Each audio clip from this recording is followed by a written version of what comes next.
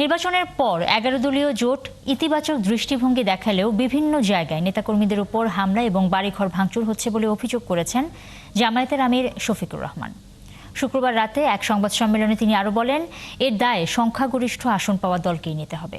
আরও কয়েকটি আসনের ফলাফলে কারচুপির অভিযোগ করেন এনসিপির আহ্বায়ক নাহিদ ইসলাম। জানাচ্ছেন শাহিদুজ্জামান সাকিব। নির্বাচন নিয়ে নিজেদের পর্যবেক্ষণ ও আনুষ্ঠানিক প্রতিক্রিয়া জানাতে শুক্রবার রাতে বৈঠকে বসে 11 দলীয় জোটের শীর্ষ নেতারা।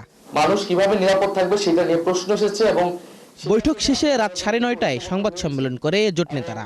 নির্বাচন সুষ্ঠু হলেও কিছু আসনে টার্গেট করে ফলাফল পরিবর্তন করা হয়েছে বলে অভিযোগ করেন তারা। কয়েকটা আসনকে টার্গেট করে সেটার ফলাফল পরিবর্তন করে দেওয়া হয়েছে। কেন্দ্রগুলোকে দখল করে সেই কেন্দ্রে জোর করে প্রশাসনকে ব্যবহার করে সেই ফলাফল পরিবর্তন করা হয়েছে। ভালো মানের রডের থেকেও 12% অধিক শক্তিশালী। আকিজ ইস্পাত, কমিটেড টু কোয়ালিটি।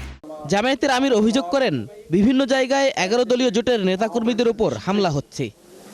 আজকে বাংলাদেশের বিভিন্ন জায়গায় 11 দলীয় নির্বাচনী অক্ষের কর্মী, সমর্থক, এজেন্ট, গুঠা বিভিন্ন জায়গায় বাড়িতে বাড়িতে হামলা হচ্ছে, ব্যক্তির উপর হামলা হচ্ছে, আগুন ধরিয়ে দেওয়া হচ্ছে বাড়িতে। এটা তো ফেসিবাদী তৎপরতা। নির্বাচনে যারা সংখ্যাগরিষ্ঠ আসন পেয়েছেন, যেভাবেই পেয়ে থাকুন, এ ব্যাপারে আমাদের যথেষ্ট অবজারভেশন, আপত্তি আছে। দায় মূলত তাদেরকেই নিতে হবে। তিনি হুঁশিয়ারি দেন, এসব হামলা বন্ধ না হলে আন্দোলনে নামবে 11 দলীয় জোট। এখন এইগুলা কিসের আলামত? এখন এইগুলা বন্ধ করতে হবে। এখনো যদি বন্ধ করা না হয়, আমরা বাধ্য হব যে কোনো সিদ্ধান্ত নিতে।